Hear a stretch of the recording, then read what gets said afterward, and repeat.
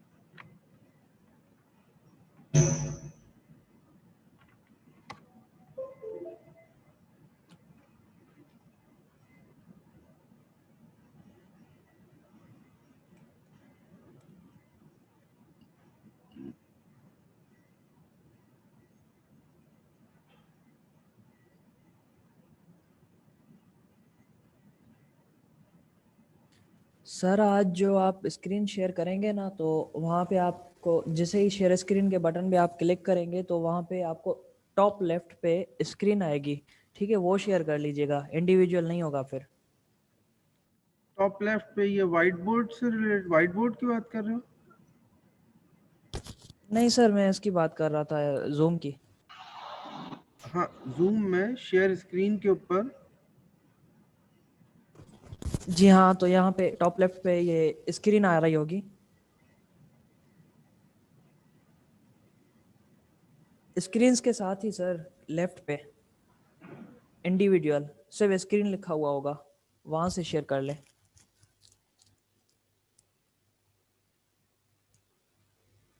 नहीं, screen share है ना ये। स्क्रीन शेयर के अंदर आप क्या कहना चाह रहे हैं? सर वैसे हम इंडिविजुअल स्क्रीन शेयर करते हैं ना, अब इसमें ये होगा कि आप जैसे ही शेयर स्क्रीन पे क्लिक करेंगे तो लेफ्ट पे हमारे पास सिर्फ स्क्रीन आता है, सिर्फ स्क्रीन, ठीक है, दूसरी तरफ इंडिविजुअल स्क्रीन्स आ जाते हैं जो हमारे खुले हुए होते हैं। तो आप सिर्फ स्क्रीन पे क्लिक करेंगे ना तो पूरा जो भी लैपटॉप का चलेगा ना, आप भले टैब चेंज करेंगे फिर भी आपका मतलब सारा चेंज हो जाएगा, सारी स्क्रीन्स आपकी शो हो जाएंगी फिर हमें, जो भी आप चेंज करेंगे।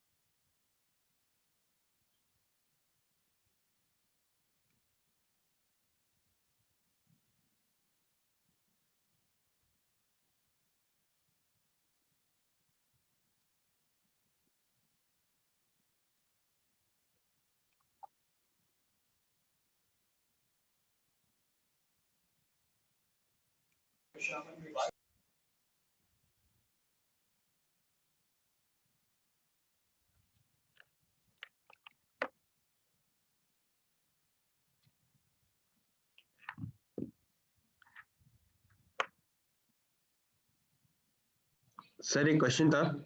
जी बेटा बोले। सर आपने जो एक असाइनमेंट दी है उसमें सैम्पलिंग है, तो आप कराएंगे वो या हमें खुद मैं करनी? इंट्रोडक्शन इंट्रोडक्टरी लेक्चर दे रहा था, उस वक्त मैंने ये सैम्पलिंग वगैरह डिस्कस की थी आपसे। दूसरी बात ये कि वो असाइनमेंट में दिया है मैंने। असाइनमेंट का प्रॉब्लम ये होता है कि असाइनमेंट में कुछ टॉपिक्स अगर अनसीन टॉपिक्स हैं या ऐसे टॉपिक्स हैं जो कि आपने अटेम्प्ट नहीं किए, तो वो आप इजीली अटेम्प्ट कर सकते हैं by reading books and appropriate material. ये टॉपिक बहुत ही फंडामेंटल टॉपिक है, कोई ऐसा टॉपिक नहीं है जो मुश्किल टॉपिक हो। असाइनमेंट में रखने की वजह भी उसकी यही है कि आप उसको बुक में से रीड कर लेंगे और अगर कोई प्रॉब्लम होगी तो मुझसे पूछ सकते हैं आप, मैं उसको एक्सप्लेन कर दूंगा। बहुत बिगनिंग का टॉपिक है, यानी ऐसा टॉपिक जो कि ऑब्वियस है, इस वजह से मैंने इस टॉपिक को इंक्लूड किया था। आई हैड एन ऑप्शन कि मैं उसकी बजाय कोई और टॉपिक भी चूज कर सकता था, लेकिन मैंने सिर्फ इसलिए चूज किया ताकि आप कम से कम चैप्टर को थोड़ा सा पढ़ें, तो स्टार्ट तो करें उसको पढ़ना। मैंने ठीक है आपको सर, पहले हम भी ये पढ़ के बताया कर था, लेंगे इंशाल्लाह। पहले भी मैंने आपको ये बताया था कि देखिए हम यहाँ प्रॉब्लम्स अटेम्प्ट करेंगे, लॉजिकल एक्सप्लेनेशन दूंगा मैं, और फिर इन दोनों के बाद आप डिटेल में अपने टॉपिक्स को स्टडी करेंगे बुक से, और उसके थ्योरेटिकल पॉइंट्स को नोट डाउन करेंगे ताकि अगर कोई प्रॉब्लम हो तो आप मुझसे डिस्कस कर सकें उसको। ठीक है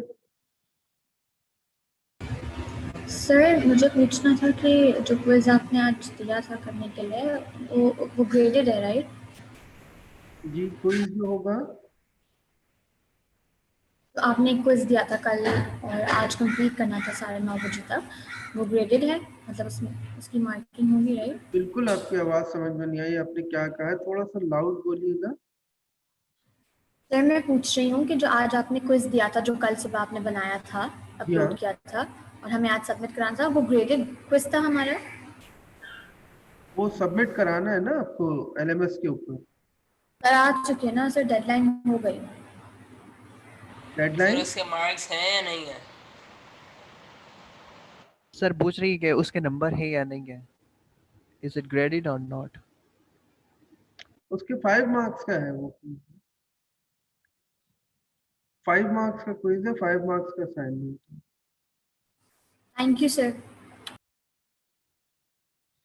सर अच्छा, I have a confusion sir, अभी भी कैन आई कंफ्यूजन है, आस्क। क्या पूछो। नहीं सर, किसी और हवाले से पूछना था सर। सर मेरा जो कोर्स है वो इंग्लिश ग्रामर एंड कंपोजिशन भी शामिल है, लेकिन मेरा जो बैकग्राउंड है वो मैथमेटिक्स का भी है। सही सो है, do I need to go for the English grammar and composition course और फॉर द कैलकुलस कोर्स? सही है। सर कौन सा लेना है सर मुझे, क्योंकि कुछ कह रहे हैं कि आपको शायद कैलकुलस लेना चाहिए, इंग्लिश ग्रामर एंड कंपोजिशन, फिर सॉरी ऐसे नहीं, कैलकुलस कैलकुलस की क्लास नहीं लेनी चाहिए इसके बाद उसकी। तो मैं काम करना, क्लास के बाद मुझे डायरेक्टली कॉल कर लेना, मैं तो उसको एक्सप्लेन कर दूँ। ठीक है, जो भी इस तरह का कंफ्यूजन या प्रॉब्लम है, after class you can call मी, और फिर मैं आपको जो चीज़ है वो समझा दूंगा। इस वक्त टॉपिक से रिलेटेड हम चीज़ें डिस्कस कर लेते हैं। क्या नाम है आपका? अच्छा, असद अली। असल आप मुझे ना क्लास के बाद कॉल कर लीजिएगा, नंबर तो है ना आपका, जी जी सही है सर। आप क्लास के बाद कॉल कर लीजिए। Okay sir, thank you. Okay, class. Today we are going to discuss the descriptive statistics numerical measures. देखिए, आप जितने स्टूडेंट्स यहाँ बैठे हैं उनको मैंने एक बात बताई थी कि हमारा प्रोसीजर ये है कि दो एस्पेक्ट में हमें इस कोर्स को लेके चलना है, एक थ्योरेटिकल और कंसेप्चुअल, और दूसरा न्यूमेरिकल। तो न्यूमेरिकल प्रॉब्लम्स मैंने several numerical problems we have attempt in during the lecture, और आपको मैं वन बाय वन सारे प्रॉब्लम्स कराता चला गया। ठीक है, अब आज मैंने ये डिसाइड किया था कि चूंकि हम अभी, जैसे एक सवाल आया था कि सर सैम्पलिंग और सैम्पलिंग डिज़ाइन से रिलेटेड तो हमने चीज़ें नहीं देखी, तो क्या उसको अटेम्प्ट करना है?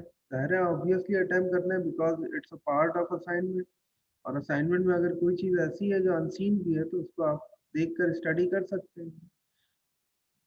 तो आज मैंने क्या किया कि नील वेज की बुक, जो हमारी रिकमेंडेड टेक्स्ट बुक है, उससे कुछ थ्योरेटिकल टॉपिक्स बनाए हैं।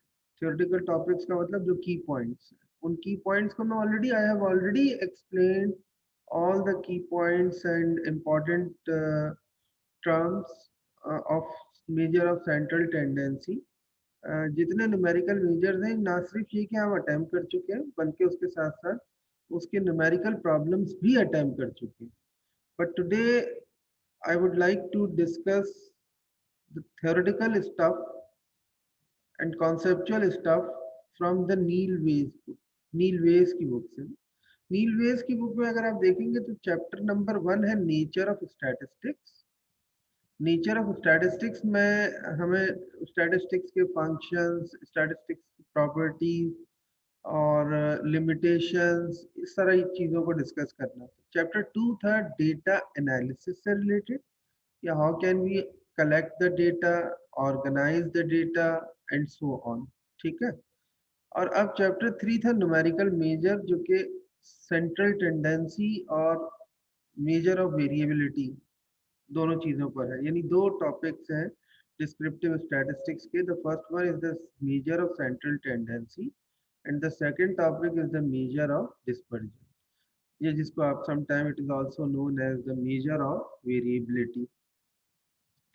तो इसमें जो बताने वाली बात है वो कुछ इस तरह से है कि आज मैं ना कुछ टॉपिक्स थियोरेटिकल पहले डिस्कस करूंगा, और उसके बाद जो टॉपिक हमारा चल रहा था, कौन सा टॉपिक चल रहा था हमारा, टॉपिक चल रहा था मेजर ऑफ सेंट्रल टेंडेंसी का।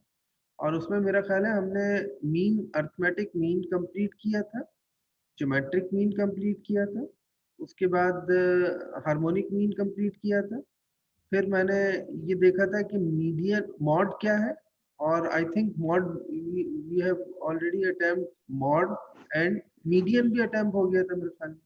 मीडियन के बाद मुझे स्टार्ट करना था क्वार्टाइल्स, डिसाइल्स एंड परसेंटाइल्स। ये कंप्लीट होगा तो measure of central tendency complete हो जाएगा। ये although these are the part of the measure of central tendency, यानी कि quartile, deciles and percentiles.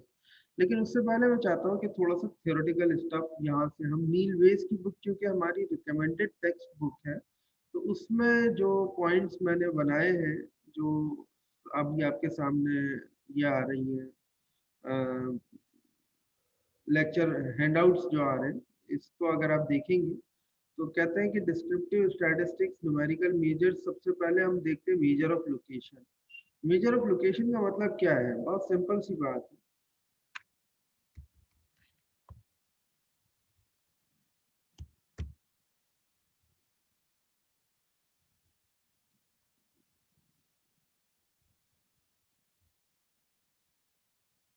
Major of location का मतलब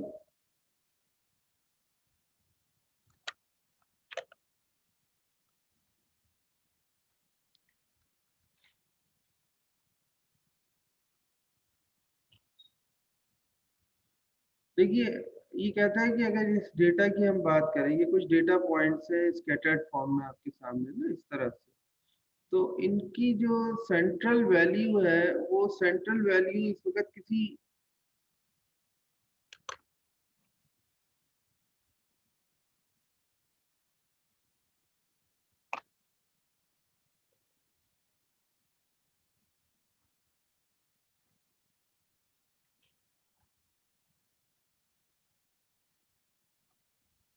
ये अभी आ रहा था यहाँ पर,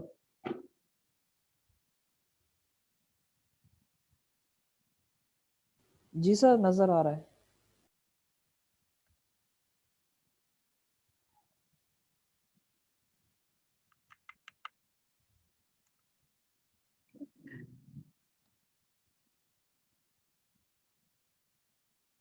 आईटी से बुला के ला यार किसी, देखो आईटी में कोई है पीछे। सर सही है, नज़र आ रहा है। बेटा आप लोगों की बात नहीं है, यहाँ जो फिजिकली स्टूडेंट्स बैठे हुए हैं हाँ, उनको उनको नजर नहीं आ रहा। स्लाइड के ऊपर नजर नहीं आ रहा।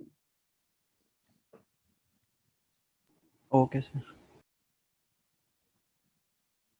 बास नजर आ रहा है, नुक्ते नजर आ रहे हैं टेढ़े।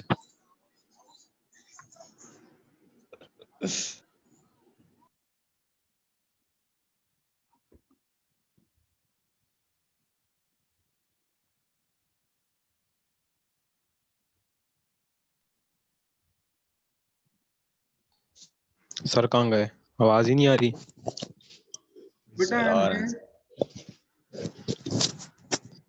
मैं हूँ यहाँ पर। प्रॉब्लम यह है कि यहाँ मल्टीमीडिया के अंदर कुछ प्रॉब्लम आया हुआ है, तो काइंडली 2 मिनट वेट करें।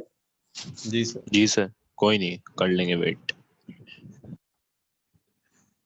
आईटी वाले आ रहे हैं।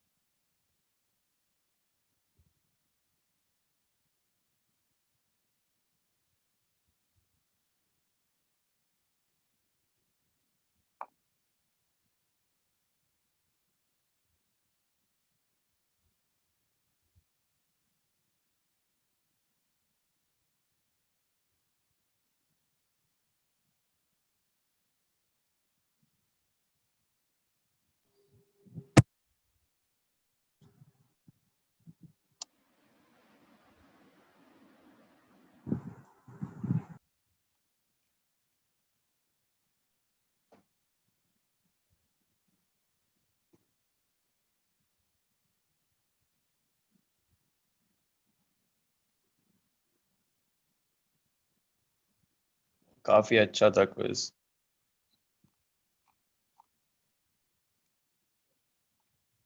बेहतरीन हो गया था क्विज। ओहो बेटा आप यहाँ आवाज आ रही है आपकी, तो काइंडली आप अपनी बात अपने तक महदूद रखें। सर वो चैट में बच्चे पूछ रहे हैं। वो तुम उनको बाद में ही बता सकते ओके सर, नो प्रॉब्लम। हो।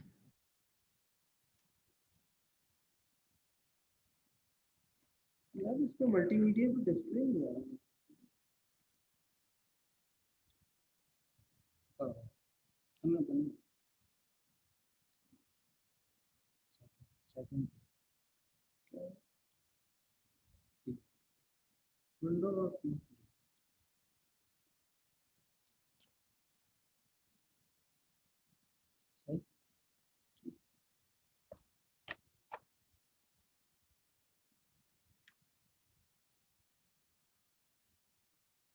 ओके क्लास अब आ रहा है, ठीक है। सो डिस्क्रिप्टिव स्टैटिस्टिक्स हम स्टार्ट करें। Measure of location, measure of variability. I already completed this topic, लेकिन अब इसका थ्योरेटिकल एस्पेक्ट देखते हैं। Measures of location, measures of location में ये कहते हैं कि if the measures are computed for data from a sample. Suppose कीजिए कि आपके पास ये एक सैंपल है, ठीक है। इस सैंपल में से आप सपोज कीजिए आपके पास ये एक सैंपल है, और इस सैंपल में से आप ये एक सेट कंसीडर करते हैं, लेट्स सपोज, ठीक है, S1 ये पूरा सैंपल S था, और इसमें से आपने एक सैंपल कंसीडर किया। तो ये जो पूरा होल सेट है ना, दैट इज द पॉपुलेशन, ठीक है। और अगर मैं इसमें से एक सेट कंसीडर करूं इस तरह से रैंडमली, तो इसको मैं कहूँगा दिस इज सैंपल, जो कहाँ से आया है, इस पॉपुलेशन में से आया है। तो ये कहते हैं कि इस पॉपुलेशन में से जो सैंपल हमने लिया है, उसको अगर हम देखें तो if the measures are computed for data from a sample, they are called sample statistics. अगर सैंपल के ऊपर हम मेजर्स कंप्यूट कर रहे हैं, आई मीन मेजर्स का मतलब क्या है, मेजर्स का मतलब है mean, median, mode, quartiles, deciles, percentile. But if we are measuring from the sample from population, then the statistics is called sample statistics. If the measures are computed for data from a population, they are called population parameters. ठीक है।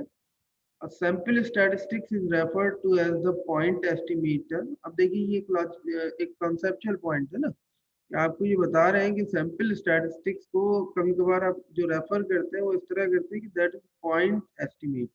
क्या है ये? Point estimator. एक sample लिया ना आपने, तो this is a point estimator of the corresponding population parameter. ये किसके करस्पॉन्डिंग, कहाँ से आया है? ये पॉपुलेशन में से आया है, that is corresponding population parameter. अच्छा, फिर उसके बाद देखिए mean of data. Mean of data set is the average of all the data. Mean of average, mean of data set का मतलब ही क्या, average of all the data value. असल में right now I am trying to explain the things in this in that perspective. There is no difference between the two or more than two books of introductory statistics. एक book हम complete कर चुके हैं, उसके numerical problems complete कर चुके हैं। We have already completed all the numerical problems regarding the mean, median, mode, percentile. Percentile तो खैर मुझे स्टार्ट करना है, लेकिन अब मैं नील वेस की बुक से जब इसको स्टार्ट कर रहा हूँ, सही है, तो नील वेस की बुक में भी जो कुछ है वो वही है जो हम दूसरी बुक से अटेम्प्ट कर चुके हैं। तो सम टाइम ऐसा होगा कि हम मल्टीपल राउंड्स की सूरत में कभी एक बुक को फॉलो कर रहे होंगे, कभी दूसरी बुक को, और उसमें जो मैं समझूंगा ज्यादा बेहतर है न्यूमेरिकल प्रॉब्लम के लिहाज से, तो हम वो अटेम्प्ट कर लेंगे। दूसरा थियोरेटिकल के पॉइंट ऑफ व्यू से अगर नील वेस की बुक में ज्यादा इंपॉर्टेंट चीज है या ज्यादा सिंप्लीफाइड चीज है, हम उसको कंसिडर कर लेंगे। The sample mean x bar is the point estimator. पहले तो ये समझ लो पॉइंट एस्टिमेटर क्या है, वो बता दिया हमने। अब वो कहते हैं कि सैंपल का मीन, अगर आपने एक पॉपुलेशन में से एक सैंपल, यानी ये जो पूरी आपकी पॉपुलेशन है उसमें से एक एक सैंपल लिया है आपने, तो ये जो सैंपल है, the sample mean x bar is the point estimator of the population mean mu. mu ये सिंबल है पॉपुलेशन मीन का। पॉपुलेशन, पूरे पॉपुलेशन का जो मीन है वो म्यू है, सैंपल का जो मीन है वो क्या है, एक्स बार। ठीक है, ये देखिए ये इन्होंने बताया कि sample mean X bar is equal to summation of X I divided by N, यानी all average sum of all the population sample values, sum the all the values of nth observation और total number of observation से आपने इसको divide कर दिया। अच्छा, number of observation in the sample, इसके corresponding population mean देखिए, population mean mu summation of X I divided by N, N total number of observation कहाँ से, पॉपुलेशन में, not from the sample. Sum the value, sum of the values of n observation, ठीक है, number of observation in the population. Sample mean यहाँ इन्होंने ये कहा कि एक एग्जांपल से हम आपको एक्सप्लेन करते हैं कि क्या है अपार्टमेंट रेंट्स। कोई कॉम्प्लेक्स है या कोई अपार्टमेंट है, 70 efficiency apartments were randomly sampled in a small college town. The monthly rent prices for these apartments are listed. अब इनके जो monthly rents हैं वो अभी हम आपके सामने एक टेबल प्रेजेंट करते हैं, वो है in ascending order, ascending order में on the next slide। अब देखते हैं नेक्स्ट स्लाइड। असेंडिंग ऑर्डर में हमने अरेंज कर लिया ये जो रेंट्स हैं इन अपार्टमेंट्स के, उनको असेंडिंग ऑर्डर में अरेंज कर लिया, जिसको समटाइम आप ऑर्गेनाइजिंग द डेटा कहते हैं। चैप्टर 2 में हमने पढ़ा था ना कि how can we gather the data, how can we collect the data, how can we organize the data, और फिर उससे रिजल्ट्स लेते हैं हम, क्योंकि हमने ये देखा था कि जो drawing the pie chart, histogram, component bar chart, multiple bar chart, इनका पर्पस क्या होता है और इनको कैसे हम ड्रॉ कर सकते हैं। आपने डेटा को अरेंज कर लिया असेंडिंग ऑर्डर में। 425 is the minimum rent and 650 is the maximum rent. तो अब ये डेटा जो आपका अरेंज हुआ है ये एक सैंपल मीन है। ये सैंपल मीन इसलिए कह रहा हूँ मैं इसको कि आपके पास एक पूरी बड़ी वो थी, पूरा एक कॉलेज टाउन था, स्मॉल टाउन, उसमें से आपने रैंडमली सेलेक्ट किए कुछ अपार्टमेंट्स और उनका रेंट सेंडिंग ऑर्डर में एक्सप्लेन कर दिया। आगे ये कहता है कि सैंपल मीन उसी फॉर्मूले से कैलकुलेट होगा, X I summation X I divided by N. Summation of X I का मतलब है ये जो पूरा टेबल है इसका सब की वैल्यूज का summation divided by total number of. X I क्या होता है जी, ये एक्स आई क्या है? एक्स आई का मतलब है सारी वैल्यूज, जैसे x1 होगा 425, x2 होगा 430, x3 होगा 430, ये है एक्स आई का मतलब। एक्स आई देखो, इसको अगर हम लिखें ना इस तरह से, ये पेंट की स्क्रीन नजर आ रही है तुमको? नहीं सर। आ रही है ना? समीशन ऑफ एक्स आई का मतलब होगा डिवाइडेड बाय एन, इसका मतलब होगा x1 plus x2 plus x3 plus. Sir नजर नहीं आ रहा।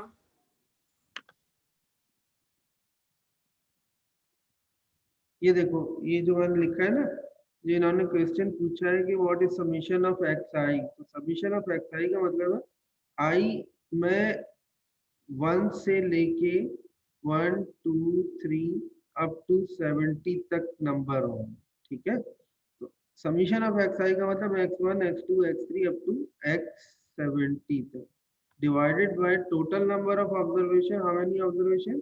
There are 70 observation. तो ये है एक्स।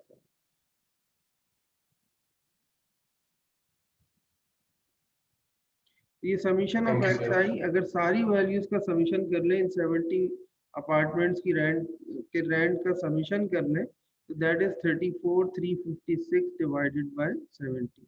490.80 इज द एवरेज और the mean rent of all apartments. जितने भी अपार्टमेंट्स हैं उनका जो सेंट्रल वैल्यू आ रही है दैट इज 490.80, ठीक है। What is the median? हम कैलकुलेशन नहीं कर रहे। कैलकुलेशन क्यों नहीं कर रहे? मतलब we are not performing the calculation और न्यूमेरिकल प्रॉब्लम्स बिकॉज हमने ऑलरेडी इतने लॉट ऑफ प्रॉब्लम्स अटेम्प्ट किए हुए हैं, मीन के हो, मीडियन के हो, मॉड के हो, और आज मैं जो परसेंटाइल वगैरह कराऊंगा, तो इतने प्रॉब्लम्स हम अटेम्प्ट कर चुके हैं कि there is no need to attempt any numerical problem. ठीक है, अब सिर्फ हम थियोरेटिकल स्टफ देखते हुए जा रहे हैं। एक तरह से आप ये समझ लें कि ये जो सारा डिस्क्रिप्शन है ये तो मैं ऑलरेडी दे चुका हूँ। इस वक्त जो मैं ट्राई कर रहा हूँ, मतलब I am trying to explain the things in that perspective कि यार आप सिर्फ बुक से जब स्टडी करेंगे तो कैसे बुक से स्टडी करेंगे।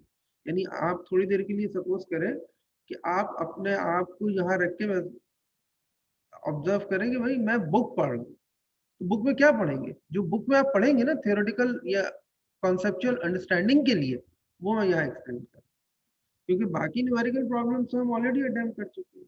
ठीक है, the median of a data set is the value in the middle when the data items are arranged in ascending order। data item जो है अगर ascending order में अरेंज करेंगे तो जो उसकी मिडिल वैल्यू आएगी दैट इज द मीडियन। वो क्या है, मीडियन। अच्छा, अब मैं देखिए बीच में अपनी बात को और फर्दर एलेबोरेट करने के लिए आपको एक चीज दिखाता हूँ। हम बुक को ओपन करते हैं, इंट्रोडक्टरी स्टैटिस्टिक्स बाय नील वेज बुक मैं आपके साथ शेयर कर रहा हूँ। ठीक है, ये आता है,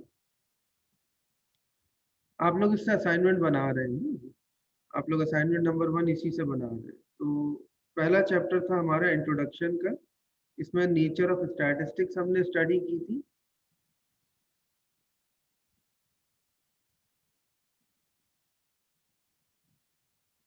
ठीक है, नेचर ऑफ स्टैटिस्टिक्स के अंदर हमने ये देखा था कि स्टैटिस्टिक्स की बेसिक्स क्या है। सिंपल रैंडम सैम्पलिंग, ये मैंने आपको सैम्पलिंग पढ़ाई थी, बता दिया था।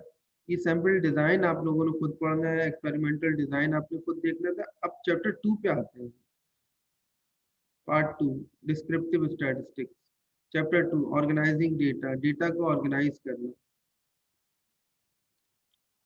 ठीक है, मैंने ये बताया था कि हम डेटा को ऑर्गेनाइज करते हैं टेबुलर फॉर्म में। टेबुलर फॉर्म में ऑर्गेनाइज करने के बाद उसको एनालाइज करते हैं। तो पहले तो ये बताना होगा कि वेरिएबल्स क्या है, वेरिएबल्स के साथ इसके एट्रीब्यूट्स क्या हैं, डिस्क्रीट वेरिएबल। ये बुक LMS पे अपलोडेड है? जी ऑलरेडी अपलोडेड है, ये भी अपलोडेड है, और एक रेफरेंस बुक है एंडरसन की, वो भी अपलोडेड है। दोनों बुक्स अपलोडेड। जैसे जैसे हमारे लेक्चर होते जा रहे हैं उससे रिलेटेड जो मटेरियल है मैं अपलोड करता जा रहा हूँ। तो I am uploading all the related materials of regarding the lectures. ठीक है, ऑन LMS। तो ये देखिए ये सारी चीजें वही है ना। क्वांटिटेटिव वेरिएबल हमने स्टडी किया था, आपको पढ़ाया था। क्वालिटेटिव वेरिएबल्स बताया था, उसको कैटेगराइज जो करते हैं तो क्या कहते हैं, कैटेगोरिकल वेरिएबल। फिर उसके बाद डिस्क्रीट वेरिएबल, कंटिन्यूस वेरिएबल। फिर कंटिन्यूस और डिस्क्रीट वेरिएबल के बाद ये डायग्राम थी, इसके अंदर देखिए हमने कैटेगराइज किया ना वेरिएबल को, फर्दर क्लासिफाई किया क्वालिटेटिव क्वांटिटेटिव, क्वांटिटेटिव को फर्दर क्लासिफाई किया डिस्क्रीट और कंटिन्यूस। फिर हमने ये देखा था डिस्क्रीट है और कंटिन्यूस बनाना चाहते हैं, if you want to construct continuous frequency table, तो फिर मैं उसको कैसे बनाऊंगा। फिर ये एग्जांपल्स थी, ये इसकी जो डेफिनेशंस थी। अब देखिए ये वही चीज़ है ना जो हमने ऑलरेडी स्टडी कर ली है यहाँ पर। तो अब इस वक्त मैं क्या कर रहा हूँ, इस वक्त सिंपल एक काम कर रहे हैं, वो ये कि यार इन प्रॉपर्टीज को या इन टर्म्स को जो हम ऑलरेडी पढ़ चुके हैं बुक से देख रहे हैं। सही? तो मैं अब ये क्लेम ना सुनूं कि सर हमने ये वाली चीज़ भी पढ़ी। भाई देखें, मैंने आपको थियोरेटिकली या कॉन्सेप्चुअली एक्सप्लेन तो कर दी ना क्लास में, उसके न्यूमेरिकल प्रॉब्लम्स भी अटेम्प्ट कर लिए हमने। तो अब आपने बहुत सी चीज़ें बुक के अंदर ऐसी होंगी जो स्टडी करनी होंगी, खुद रीड करनी होंगी, उनको 1 बाय 1 सॉल्व करना होगा। ठीक है, इसमें मैं एक चीज़ और दिखा दूं चैप्टर 2 के अंदर।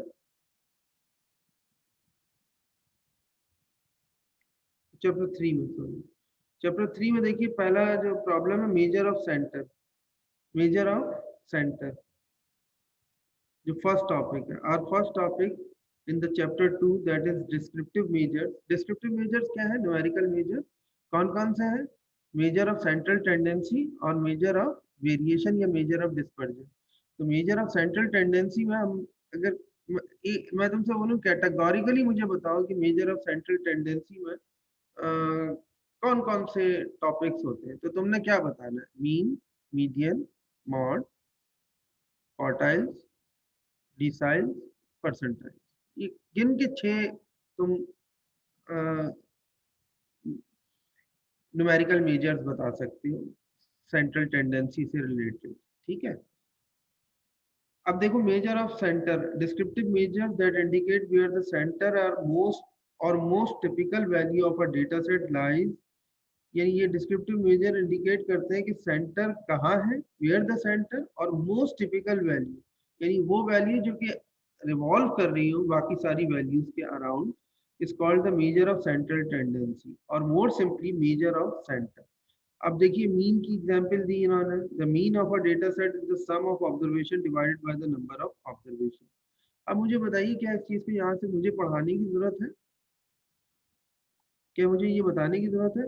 मीडियन ऑफ डेटा सेट जो मैंने यहाँ आपको पढ़ाया है कि arrange the data in ascending order, if the number of observations is odd then the median is the observation exactly in the middle of order list. अगर नंबर ऑफ ऑब्जर्वेशन ऑड है तो मीडियन एग्जैक्टली उसकी middle value होगी। Number of observation even है तो फिर 2 middle values होगी, 2 middle values होगी मीडियन की। तो ये बुक दिखाने का इस वक्त मकसद ये है कि ताकि आप ये समझ लें कि जो न्यूमेरिकल प्रॉब्लम्स हम अटेम्प्ट करते हैं उन न्यूमेरिकल प्रॉब्लम्स की थ्योरी को जो मैं during the class lecture deliver कर देता हूँ वही चीज़ आपको बुक में मिल जाएगी। अब एक तरीका तो ये है कि मैं बुक की रीडिंग करता हूँ, तो बुक की रीडिंग करने का मुझे क्या फ़ायदा, वो तो मैं ज़ाहिर है हैंडआउट्स बना के लेकर आता हूँ और लेक्चर नोट्स में आप लोगों के साथ डिस्कस कर लेता हूँ, एक्सप्लेन कर देता हूँ उन चीज़ों को। अच्छा जनाब, तो हम मेरे ख्याल में बैक टू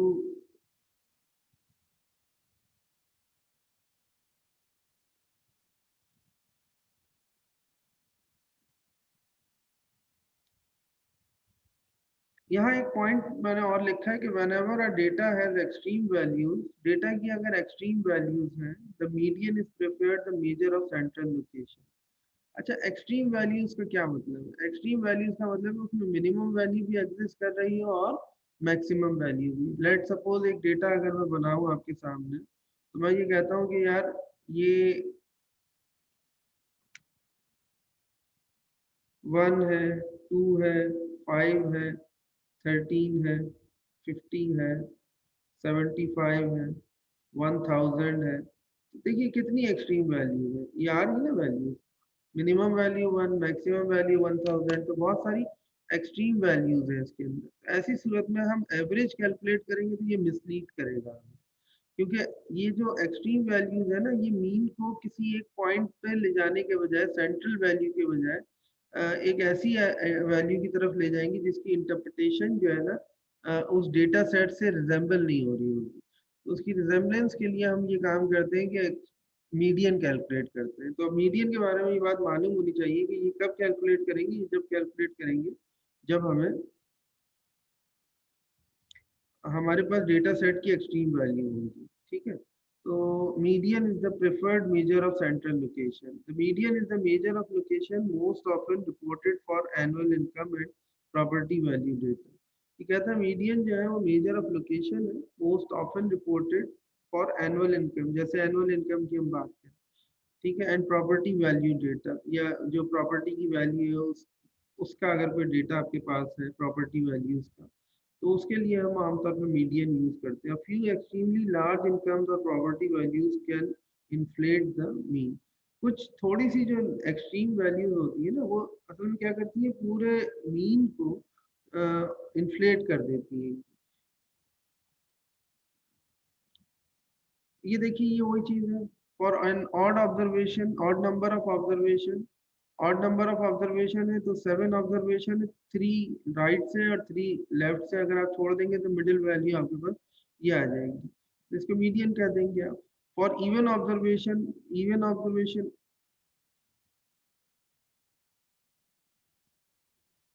सर वो असेंडिंग ऑर्डर में करेंगे ना पहले, फिर वो उसका मीडियन। ठीक है, असेंडिंग ऑर्डर में आपने अरेंज किया और असेंडिंग ऑर्डर में अरेंज करने के बाद जो मिडिल वैल्यू है वो कंसीडर कर ली, तो ये मीडियन इज 19, ठीक है।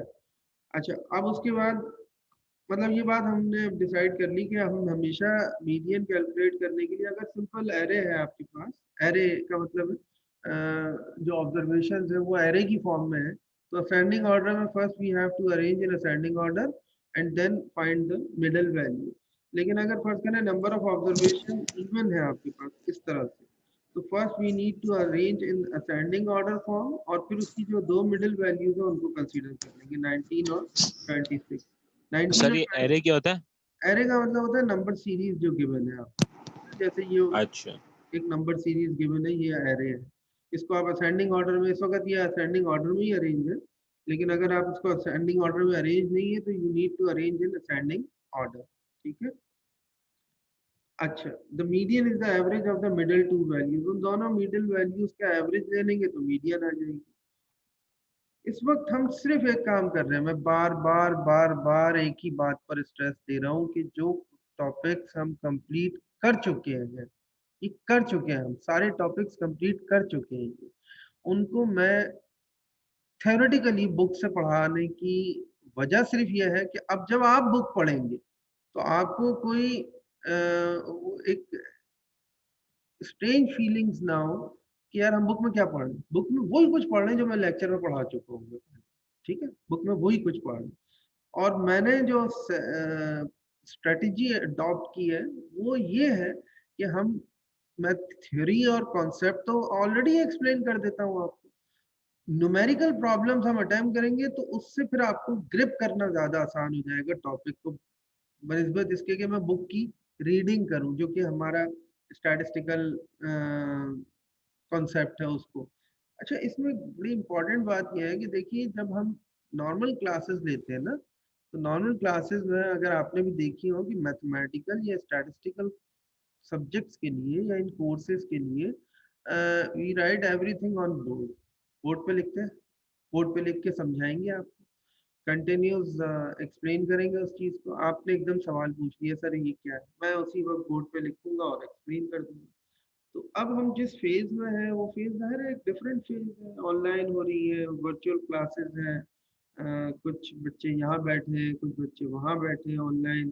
तो अब ये जो मिक्सचर है ना, इसमें कुछ लिमिटेशंस आ गई, ज़ाहिर है इसके अपने प्रॉन्स एंड कॉन्स हैं, एक तरह से कुछ बेनिफिट्स भी हैं और बहुत ज़्यादा बेनिफिट्स हैं, लेकिन कुछ ऐसे हैं जो लिमिटेशंस भी हमें दे रहे हैं, और उसके अंदर हम, तो ये हम सीक्वेंस देख रहे हैं कि न्यूमेरिकल प्रॉब्लम्स और थ्योरेटिकल एक्सप्लेनेशन दोनों को कंबाइन करके चलेंगे। अच्छा, आगे देखिए मॉड क्या है, the mod of a data set is the value that occurs with the greatest frequency.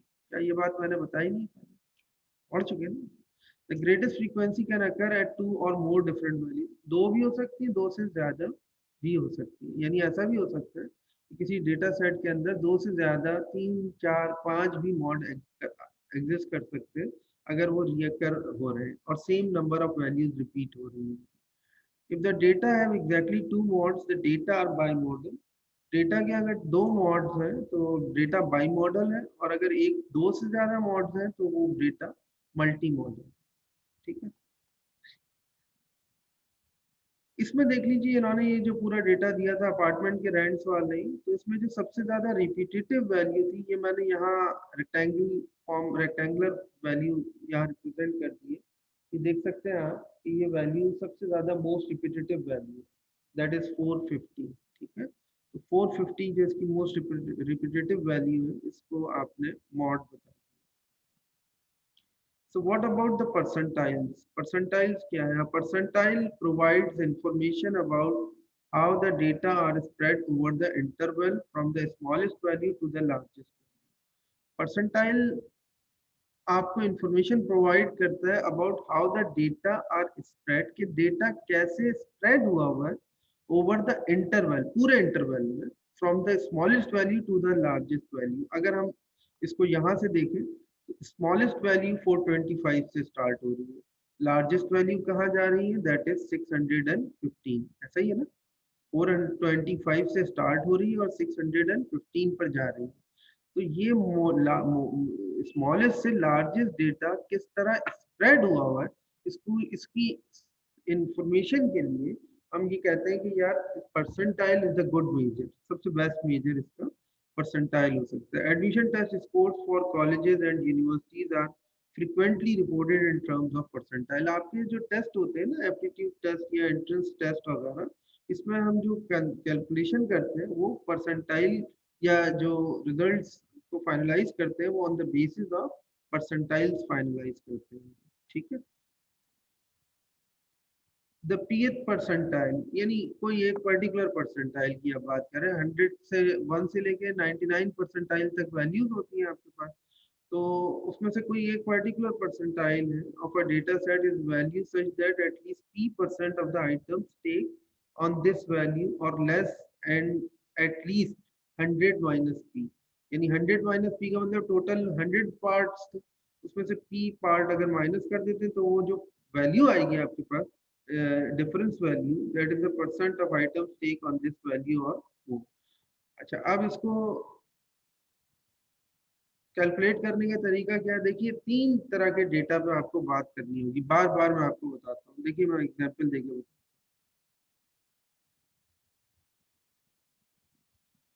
जो हमारे ऑनलाइन स्टूडेंट्स हैं, पेंट की स्क्रीन नजर आ रही है आप लोगों को? नहीं no sir. Sir. No sir. अब आ रही है? जी देखिए, सर आ गई। डेटा आपके जी पास, सर, अब आ रही है वाइट कलर की आ गई सर, बिल्कुल साफ आ गई अब तो। देखिए डेटा आपके पास इस तरह से है, लेट सपोज, तो ये सिंपल एरे फॉर्म है, एरे, ठीक है। अगर एरे यहाँ मैंने तो असेंडिंग ऑर्डर में लिख दी है, लेकिन अगर असेंडिंग ऑर्डर में नहीं होगी तो आप इसको you need to arrange in ascending order.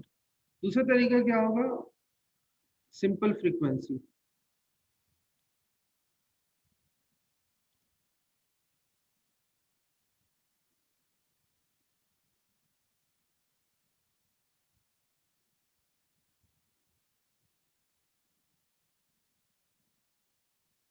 And so on, ठीक है। Simple frequency. और एक होगा ग्रुप फ्रीक्वेंसी डिस्ट्रीब्यूशन। तो ग्रुप फ्रीक्वेंसी डिस्ट्रीब्यूशन की वैल्यूज फिर इस तरह से होंगी क्लास इंटरवल की फॉर्म में, और वो कुछ इस तरह से होगा कि 2 से 5, 5 से 8, 8 से 11 एंड सो ऑन, और नीचे उसकी फ्रीक्वेंसी गिवन है। तो ये हम कहते हैं कि समीशन ऑफ x के बजाय summation of F I x I divided bye summation of f करके कैलकुलेट होगा। तो ये बात आपको याद करनी रखनी है।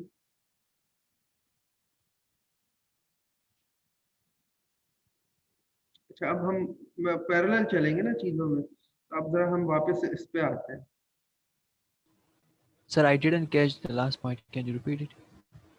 कि कैसे निकालते हैं परसेंटाइल? जी सर, सेम सर। आपने क्या पूछा, कौन सी चीज रिपीट करूं मैं? सर ये जो लास्ट वाली आपने कराई ना, को नहीं समझ आई बिल्कुल भी, ऊपर से चली गई। सर आप जो लास्ट दो F1 बॉक्सेस। F1 कह रहे थे सर। अच्छा, ये इसकी बात कर रहे हैं आप? ये, जी सर, जी सर। हाँ, तो इसमें क्या चीज है? Yes yes. फ्रीक्वेंसी है, और यहाँ पर क्लास इंटरवल है, क्लास इंटरवल के आगे इसकी फ्रीक्वेंसी होगी, वो फ्रीक्वेंसी कुछ भी हो सकती है। सर स्क्रीन नहीं नजर आ रही। ये देखिए, 2 to मसला 5 एक इंटरवल है, इस इंटरवल की फ्रीक्वेंसी है लेट सपोज 3। 5 से 8 एक इंटरवल है, इसकी इंटरवल की फ्रीक्वेंसी है लेट सपोज 10। 8 से 11 तो फॉर एग्जांपल इसकी 12। इस तरह से जो फ्रीक्वेंसी गिवन है, इस फ्रीक्वेंसी को हम क्लास इंटरवल की फॉर्म में दिया हुआ है हमने, तो इसको ग्रुप फ्रीक्वेंसी डिस्ट्रीब्यूशन कहते हैं। सर अभी इसका कर क्या रहे हैं अभी हम लोग? ये हमने चले निकाल तो ली सर 3 आप गिवन है ना। परसेंटाइल की बात कर रहे थे शायद। मैं यहाँ ये समझाने की कोशिश कर रहा हूँ कि प्रॉब्लम आपके पास जो आएगा ना, न्यूमेरिकल प्रॉब्लम, वो न्यूमेरिकल प्रॉब्लम 3 तरह के हो सकते हैं। There are 3 types of numerical problem. The first one is a form of simple frequency array, the second one is the simple frequency distribution, and the last is group frequency distribution. ये मैं बताने की वो कर रहा हूँ, ये मैं ऑलरेडी बता चुका हूँ पहले, हमने इससे जी रिलेटेड सर, आप बता दें। भी अटेम्प्ट किए।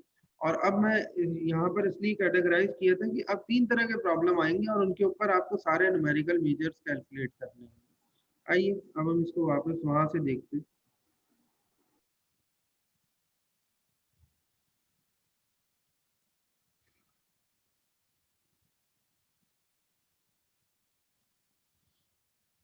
तो ये न्यूमेरिकल मेजर तो हो गए थे ना। यहाँ जो फिजिकली हमारे स्टूडेंट्स बैठे हैं या ऑनलाइन वगैरह देख के इस स्क्रीन को बता सकेंगे कि negatively skewed, moderately skewed distribution like this, ये वाला टॉपिक हमने कंप्लीट कर लिया। और यस सर। हम Yes, यहाँ sir. Quartiles, deciles and percentiles, जी सर, सब कर लिया, सब कर लिया सर। क्वार्टाइल्स भी कर लिया? नहीं, क्वार्टाइल्स तो नहीं किया। नहीं नहीं, ये क्वार्टाइल्स नहीं किया है। yes, ये नहीं करा नहीं सर। करना है इनको। सर क्वार्टाइल्स नहीं किया है। हाँ सब नहीं किया है अभी तक। क्वार्टाइल्स नहीं करना। बस ठीक है बेटा, सुन लिया मैंने। Quartiles, deciles and percentiles. Although quartiles, deciles and percentiles are not averages, ये averages नहीं है, ये फिर मैं बता दूं। अच्छा, आपसे ये पूछते हैं यार, what are the numerical measures?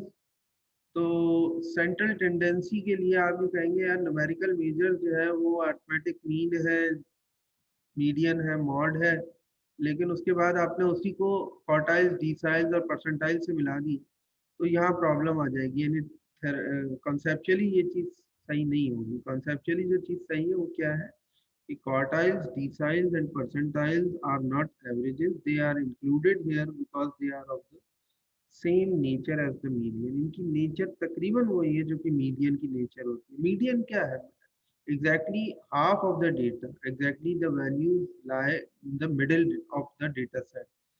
तो मीडियन की ही तरह डेटा की डिस्ट्रीब्यूशन में डेटा किस पोजीशन पर एग्जिस्ट कर रहा है, इसी चीज को हम बेसिकली मीडियन के अलावा अगर देखना चाहें तो हम ये कह सकते हैं कि यार ये क्वार्टाइल्स, डिसाइल्स और परसेंटाइल से हम देखते हैं। मिसाल के तौर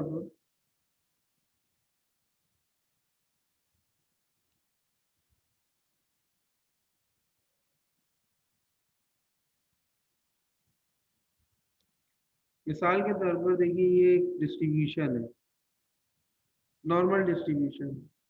इसमें हर तरह का डेटा है, मिनिमम भी है लेफ्ट हैंड पर, मैक्सिमम भी है और राइट टेल पर भी वैल्यूज एग्जिस्ट कर रही है। नॉर्मली डिस्ट्रीब्यूट हुआ हुआ ये डेटा ना, सिमेट्रिकल शेप है इसके अंदर। तो अब अगर मैं पूछूं कि यार फर्स्ट क्वार्टाइल कहाँ होगा, तो आप ये बता सकते हैं कि यहाँ कहीं होगा। सेकंड क्वार्टाइल यहाँ मीडियन, जिसे आप मीडियन कहते हैं।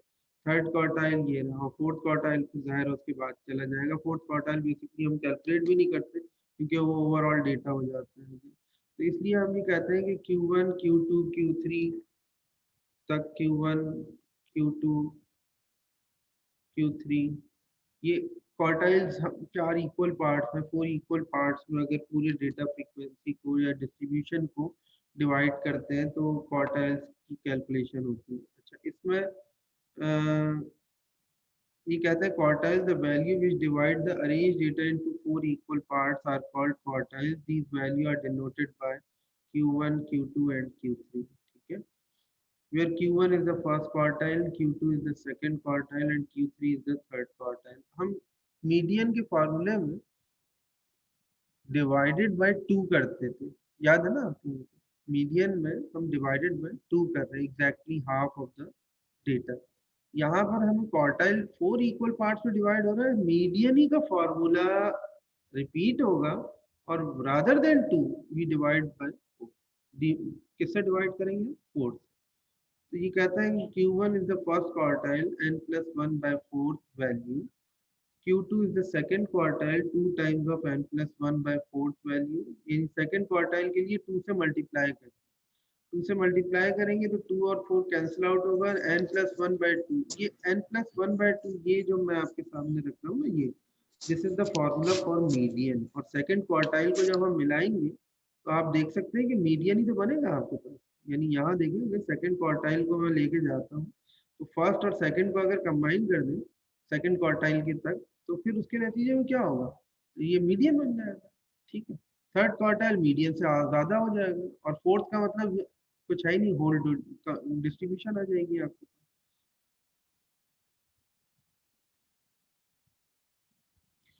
Second quartile, third quartile, 3 times of n+1 by 4th value। In case of a discrete or ungrouped frequency distribution, मैंने कहा ना ये तो सिंपल एरे के लिए होगा, सिंपल एरे। लेकिन अगर कहता है कि डिस्क्रीट डिस्ट्रीब्यूशन या अनग्रुप्ड फ्रीक्वेंसी डिस्ट्रीब्यूशन है तो क्वार्टाइल कंप्यूट होंगे Q1 is equal to summation of f plus 1 by 4th value, Q2 2 times of वही है summation of f plus 1 divided by fourth value and 3 times of summation of f plus 1 divided by fourth value.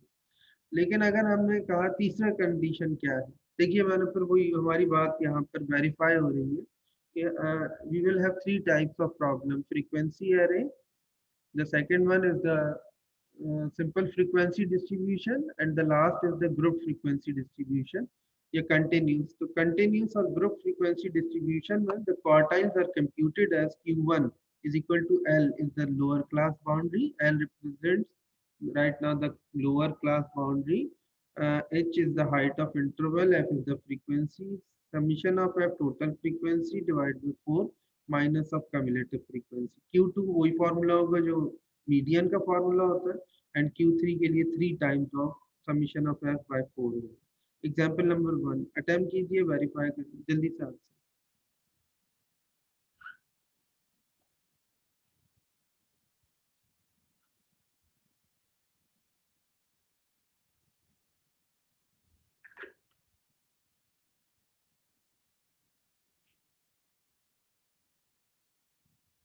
Data आपके सामने है, data मैंने यहाँ सामने रख दिया.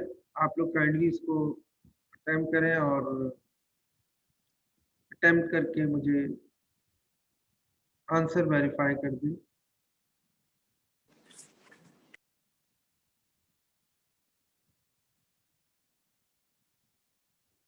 सर आप ये क्वेश्चन प्लीज हमारे साथ सॉल्व कर सकते हैं? I don't get it. आप किसको? जी सर. किसको? इसको इसको हमारे साथ सॉल्व कर सकते हैं, हमें करवा सकते हैं. असेंडिंग ऑर्डर में अरेंज करो इसको, मैं बता रहा हूँ. अरेंज करो इसको असेंडिंग ऑर्डर में 2 3 3 9 6 6. ये सब तो मिक्स्ड वैल्यूज है ना, इनको असेंडिंग ऑर्डर में अरेंज करो पहले. ठीक है सर, करते हैं.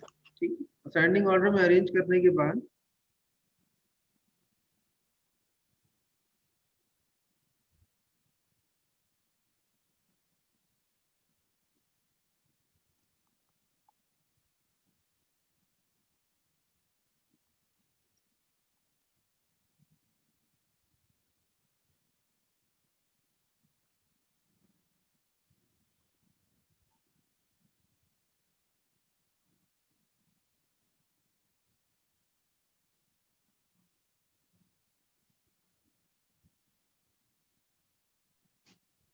टू 2 3 3 3 4 4 5 5 5 समथिंग ये वैल्यूज आ रही हैं आपके सामने. These are the this is the form of data in ascending order. ये असेंडिंग ऑर्डर में अरेंज करने के बाद फिफ्थ वैल्यू इसकी फर्स्ट क्वार्टाइल में होगी, 10th वैल्यू इसकी सेकंड क्वार्टाइल होगी, यानी जस्ट आप मीडियन वैल्यू कह सकते हैं इसको, and this is the third quartile value. यानी हमने क्या किया, डेटा को अरेंज किया असेंडिंग ऑर्डर में, and after arranging in ascending order आप उनकी जो पर्टिकुलर पोजीशंस हैं उनको रिप्रेजेंट कर रहे हैं कि ये कितनी क्वार्टाइल पोजीशन पर होंगे. ये तरीका है ये. ठीक है, अब n is equal to 19. Number of observation count कर लें, ये असेंडिंग ऑर्डर में अरेंज करने के बाद काउंट कर लें. तो काउंट जब आप करेंगे तो ये कितनी वैल्यूज आ रही हैं आपके पास. टोटल नंबर ऑफ ऑब्जर्वेशन 19 है. जिन्होंने इसको असेंडिंग ऑर्डर में अरेंज किया होगा वो देख सकते हैं कि टोटल नंबर ऑफ ऑब्जर्वेशन 19 है. तो Q1 का फॉर्मूला देखिए मैंने क्या बताया था, n+1 divided by fourth value. n+1 divided by fourth value. n क्या है, 19+1 divided by 4 that is 20/4. 20/4 value का मतलब क्या है, फिफ्थ वैल्यू. ये जो मैंने यहाँ मार्क किया ना, ये फिफ्थ का एरो, तो ये यही तो बता रहा है कि फिफ्थ वैल्यू है वो फर्स्ट क्वार्टाइल वैल्यू होगी Q1, दैट इज क्या है फिफ्थ वैल्यू 3. अब प्रोसीजर समझ लो. डेटा फ्रीक्वेंसी एरे की फॉर्म में गिवन है. First you have to arrange in ascending order. Ascending order में अरेंज कर दी. After arranging in the ascending order n+1 divided by 4, n+2 times of n+1 divided by 4, 3 times of n+1 divided by 4. Q1 Q3 provided the Q1 Q3 Q2 and Q3 respectively. तो Q1 sir that is अगर n जो है वो even number होगा फिर भी हम लोग +1 करेंगे। फिर दो वैल्यूज लेंगे ना, दो वैल्यूज। अच्छा, उनका एवरेज निकालेंगे। हाँ, उसको राउंड ऑफ कर लेंगे। मैं आगे बताता हूँ ये किस तरह से आपके पास वैल्यू आएगी, ठीक है। अच्छा, ये Q2 5 कैलकुलेट हुआ और Q3 9 कैलकुलेट हुआ। आइए अब इसमें जी sir. Find all quartiles from the following group ungroup frequency distribution of marks. कुछ भी नहीं था, फॉर्मूला चेंज हो जाएगा थोड़ा सा। वो क्या हो जाएगा, summation of f plus 1, summation of f plus 1। आइए देखते हैं। मार्क्स 0 1 2 3 अप टू 10 तक फ्रीक्वेंसी दी हुई है। मतलब दो बच्चे ऐसे होंगे जिन्होंने 0 मार्क्स स्कोर किए होंगे, दो बच्चे ऐसे होंगे जिन्होंने 1 मार्क स्कोर किए, एंड सो आगे चलते हैं, ठीक है। मार्क्स आपने बना दिए, इनको अभी आप ना देखें, अभी सिर्फ ये देखते हैं फ्रीक्वेंसी हमने बनाई और कम्युलेटिव फ्रीक्वेंसी इसकी कैलकुलेट करें। कम्युलेटिव फ्रीक्वेंसी कैलकुलेट करने के बाद Q1 का फॉर्मूला अप्लाई किया। फॉर्मूला क्या था, summation of f plus 1 divided by fourth value. Summation of f total कितना है, 63 plus 1 divided by fourth value, that is the 16th value. अच्छा, 16th वैल्यू कहाँ एग्जिस्ट कर रही होगी, कम्युलेटिव फ्रीक्वेंसी कैलकुलेट ही इसीलिए करते हैं। The purpose of calculating the cumulative frequency is that we can point out the value of the quartile in the whole data set. तो ये जो 16th वैल्यू आ रही है, 16th वैल्यू असल में cumulative frequency में कहाँ है, ऊपर तो है नहीं 11th वाली में, इसमें तो 16 एग्जिस्ट नहीं कर रहा होगा, 28th वाली में भी एग्जिस्ट नहीं कर रहा, बल्कि वो इस क्लास के अंदर एग्जिस्ट कर रहा है। 16 इस क्लास के अंदर होगा ना। तो अब ये कहता है कि 16th वैल्यू इस क्लास के अंदर है, तो उसकी जो फ्रीक्वेंसी है वो क्या आ रही है हमारे पास, मार्क्स की वो वैल्यू जो आ रही है वो क्या आ रही है, 4 आ रही है। तो first quartile is 4, first quartile is 4। अच्छा, सेकंड क्वार्टाइल की अगर हम बात करें, Q2 is equal to 2 times of summation of f plus 1 upon 4। basically this is the formula of median, सही। So right now we are trying to calculate the median of the value, that is 2 times of 63 plus 1 upon 4, that is 32। 32 value जो 6 है quartile 2 हो गया, और quartile 3 के लिए 3 से multiply कर दिया, जस्ट ये। ये तो बेहतरीन हो, ये आंसर सही आ गया सर, बिल्कुल। हाँ सर, मेरा भी आंसर सही आ गया। अच्छा, एग्जाम्पल नंबर 3 में देखिए, ग्रुप फ्रीक्वेंसी डिस्ट्रीब्यूशन। अब जो फ्रीक्वेंसी डिस्ट्रीब्यूशन है वो कौन सी, ग्रुप फ्रीक्वेंसी डिस्ट्रीब्यूशन। तो ग्रुप फ्रीक्वेंसी डिस्ट्रीब्यूशन के लिए अभी हमने क्या चीज यूज की थी, ऊपर देखें आपको मैंने बताया था sir cumulative frequency. Cumulative frequency, और ये फार्मूलाज होंगे, फार्मूलाज जी कितने सर। वाले हैं? तो ये कम्युलेटिव फ्रीक्वेंसी के फार्मूलाज को यूज करते हुए आपने एक दफा अच्छा f/4। अब यहाँ आप सिंपल ये वाला फार्मूला नहीं लगा सकते क्योंकि ये ग्रुप फ्रीक्वेंसी। ये फार्मूलाज आपको यूज करने, इन तीनों फार्मूलाज को यूज करते हैं। ये आखिरी क्वेश्चन है, इसको आप वेरीफाई कर लें आंसर्स। Q1 की वैल्यू बता दें, Q2 एंड Q3 कैलकुलेट करें। यहाँ बैठे फिजिकली जो स्टूडेंट्स वो भी काइंडली इसको कैलकुलेट करें, और जो हमारे ऑनलाइन स्टूडेंट्स हैं वो कैलकुलेट करें, हम इसका आंसर वेरीफाई करें। सर चैट में बता दूं आंसर या माइक खोल के बता दूं? पहले कैलकुलेट तो कर लो यार, आंसर याद किया हुआ है क्या तुमने? कैलकुलेशन करने के बाद मैंने कहा हैंड ऑन कैलकुलेशन परफॉर्म करो। अगर तुम्हारे पास इसका सोल्यूशन ऑलरेडी एग्जिस्ट कर रहा है तो भी वहां से देखना नहीं है, हैंड ऑन कैलकुलेशन परफॉर्म करनी है और फिर आंसर बताना। ठीक है सर, 2 मिनट में करते हैं। चाहिए हमें खाली आंसर तो लिखा है मेरे पास। मैं तो ये चाहता हूँ कि आप इसको अटेम्प्ट करें और अपने आंसर को वेरीफाई करें स्टेप बाय स्टेप, जैसे आप फाइनल एग्जाम के अंदर प्रेजेंट करेंगे अपने आंसर को, ये calculation.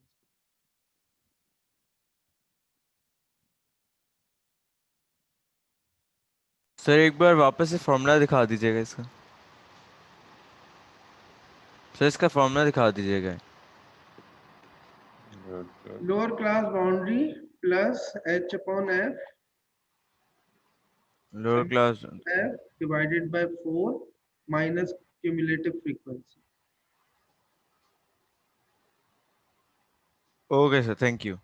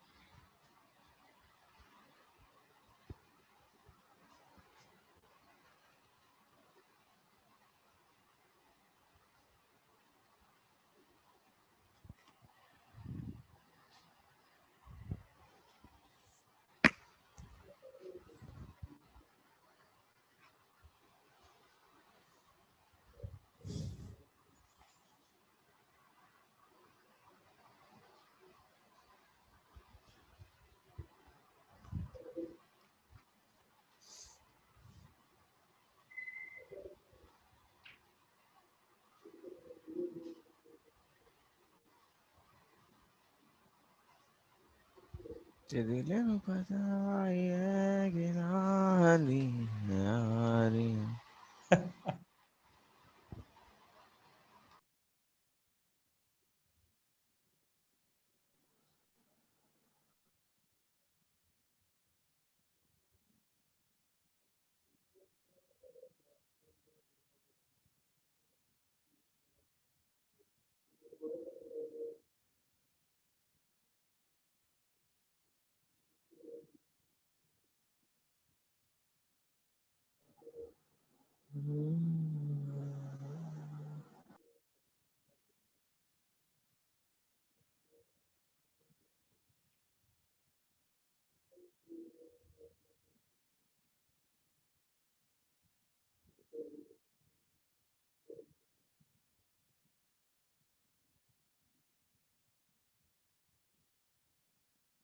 Sir,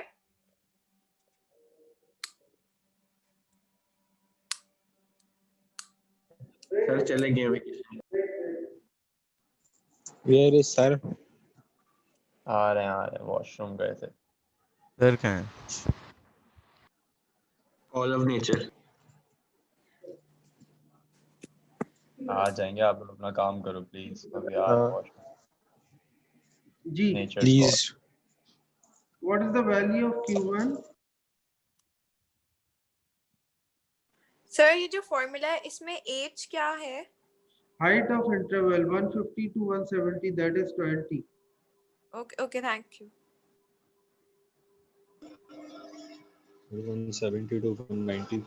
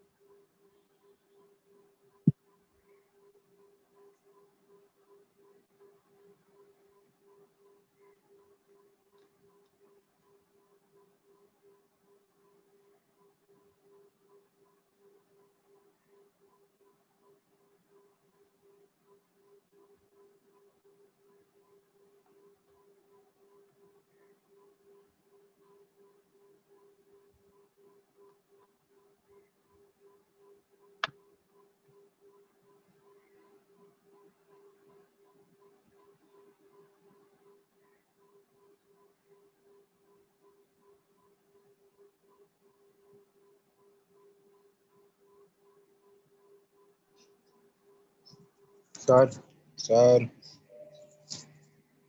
sir, hello, sir, sir कहीं चले गए हैं क्या? यार उनको बाथरूम करने दो ना। जी फरमाइए। सर ये सही नहीं हो रहा, एक आप करके दिखा दे पहले, मुझे फीलिंग नहीं आ रही, सही नहीं हो रहा। अच्छा चलिए।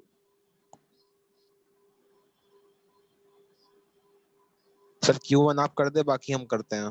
कम्युलेटिव फ्रीक्वेंसी का कॉलम देख लें पहले, बन गया कम्युलेटिव फ्रीक्वेंसी का कॉलम, इसको आप इग्नोर जी करें। सर, ये जो लिखा जी है सर कर दिया। 50th वैल्यू 150th वैल्यू, इसको इग्नोर करें अभी फिलहाल, रुक जाए। सिर्फ कम्युलेटिव फ्रीक्वेंसी का कॉलम बन गया, ठीक है। ये कुछ भी नहीं है, आपने क्लास बाउंड्रीज वर्टिकली लिख दी, उसके आगे नंबर ऑफ वर्कर की फ्रीक्वेंसी लिख दी, और फिर कम्युलेटिव फ्रीक्वेंसी का थर्ड कॉलम कंस्ट्रक्ट कर दिया, बन गया ना ये थर्ड कॉलम। जी सर, ये सर यहाँ तक तो हो गया था।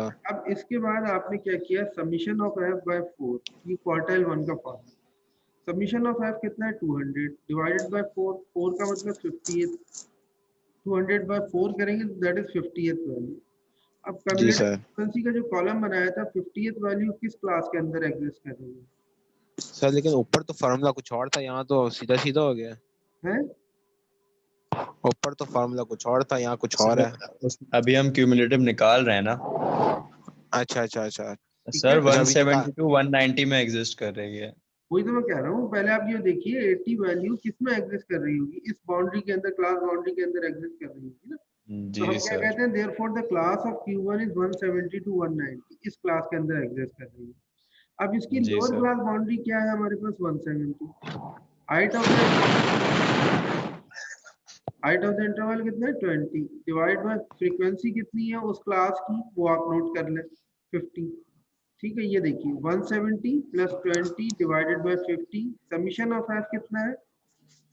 200 अच्छा अब समझ आ रहा डिवाइडेड बाय 4, 200 डिवाइड बाय 4 का मतलब 50 माइनस कम्युलेटिव फ्रीक्वेंसी इस क्लास से प्रीसीडिंग क्लास।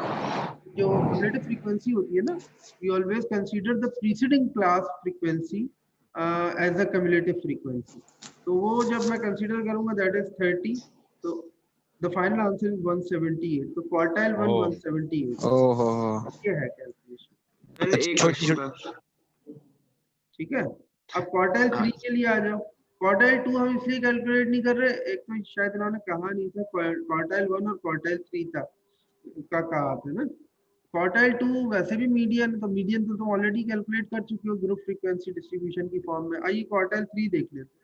क्वार्टाइल 3 का फॉर्मूला क्या है? 3 times of summation of f by 4th value, 3 times of 200 by 4th value, that is 150th value. 150th value cumulative frequency column में देखा कहाँ लाया कर रहा होगा? इस सर 190 to 210 वाले में। 150 हाँ सर, 190 to 210 में होगा सर, वही जो इधर सर। जो क्लास बाउंड्री है उसके लिए वो क्या होगी? 190 से 210 तक होगी। लोअर क्लास जी बाउंड्री सर। कितनी आ गई? 190। 190 190 आ गई। हाइट ऑफ द इंटरवल वही 20 वही हो गया सर। 20 रहेगी डिवाइडेड बाय f कितना है? सर F 200 है, समेशन F 200। अच्छा नहीं, वो वाला डिवाइड बाय। हाँ बेटा समीशन हाँ ऑफ हाँ। वो मैं तो उसकी बात वो कर वो तो वो मुझे लगा आप अच्छा वो समेशन 80 है, पूछ। माय बैड वो सर, तो माय 80 बैड। है। ठीक है, ये 80 है ना। और हाँ जी सर। फ्रीक्वेंसी प्रीसीडिंग वैल्यू क्या होगी जो यहाँ से हमें देखनी होगी? सर 80 हो जाएगी वो भी। 80। ये भी 80 हो गई सर। तो ये 80 आपने प्लग किया, that is 207.5 is the quartile 3 value. हाँ ओ सर, ये सही आ गया, ये आंसर सही आ गया, बेहतरीन। ठीक है सर आप 1 मिनट ऊपर चले जाएं, 1 मिनट। 5 मिनट रह गए, कोई सवाल अगर पूछना हो तो पूछ लीजिए। सर 1 मिनट सर स्क्रॉल ये ऊपर आपने क्यूमुलेटिव फ्रीक्वेंसी कैसे ली है? मुझे दोबारा बताएं। ये 80 आपने कैसे ली है? ये टेबल बना हुआ है। ये आपने हॉरिजॉन्टली बना लिया। 30 में 50 ऐड करोगे क्या आ जाएगा? 80। और मगर पहले वाले में फिर 30 आपने क्यों लिया था? पहली तो वैल्यू 30 है ना, उसमें कोई एडिशन ही नहीं है, उससे ऊपर कोई वैल्यू थोड़ी है। तो हम Q1 में हमेशा पहली वाली ही लेंगे और नहीं, फिर उसमें Q1 जो कम्युलेटिव फ्रीक्वेंसी है, नहीं Q1 में पहली वाली नहीं लेंगे। पहले तो आपने मुझसे क्वेश्चन क्या पूछा है? आपने क्वेश्चन ये पूछा है कि कम्युलेटिव फ्रीक्वेंसी कैसे निकालते हैं? तो कम्युलेटिव फ्रीक्वेंसी नहीं इसके अंदर जो हम फॉर्मूला में क्यूमुलेटिव फ्रीक्वेंसी डाल रहे हैं ना, वो हम कैसे डाल रहे हैं? वो कौन सी वाली डाल रहे हैं? फ्रीक्वेंसी वो जो प्रीसीडिंग है, लास्ट वाली मालूम है। करते हैं कि ठीक। क्वार्टाइल किस क्लास में लाया कर रहा है। जब वो क्लास डिसाइड हो जाती है ना, जैसे मिसाल के तौर पे ये डिसाइड हुआ कि 170 से 190 की क्लास के अंदर क्वार्टाइल 1 लाया कर रहा है, तो उससे जो प्रीसीडिंग वैल्यू होती है ना, जो पहले वाली जो फ्रीक्वेंसी है, सही है, ठीक है सर, समझ आ गया। तो वो कम्युलेटिव फ्रीक्वेंसी हम कंसीडर करते हैं। यानी 80 वाली जो वैल्यू थी कम्युलेटिव की, उससे पहले वाली कम्युलेटिव फ्रीक्वेंसी 30 थी। अच्छा अब 160 वाली पे आइए, तो 160 से ऊपर वाली जो फ्रीक्वेंसी थी कम्युलेटिव फ्रीक्वेंसी, वो क्या थी? 80 थी। आपने फॉर्मूले में यही रखा है, ये देखिए यहाँ पे। ठीक है सर। आप इसके प्रैक्टिस क्वेश्चंस दे सकते हैं? Oh my Lord. इसके प्रैक्टिस क्वेश्चन आपको मैं मार्क करवा दूंगा कि कौन कौन से प्रैक्टिस क्वेश्चन आपने अटेम्प्ट करने हैं बुक से। सर Q1 अच्छा का आंसर अच्छा दिखा दें प्लीज। जी बेटा क्या क्या आए Q1 का? आए जी बोलिए Q1 का ओके क्या सर, पूछना है? Thank you. नहीं, हो गया, बस आंसर देखते हैं। ठीक है जनाब, डी साइंस इंशाल्लाह नेक्स्ट क्लास में स्टार्ट करेंगे। जी सर, बेहतरीन। ओके सर, अल्लाह ये तो हो हाफिज सर, गया। Love you. सर, अल्लाह हाफिज। खुदा हाफिज सर।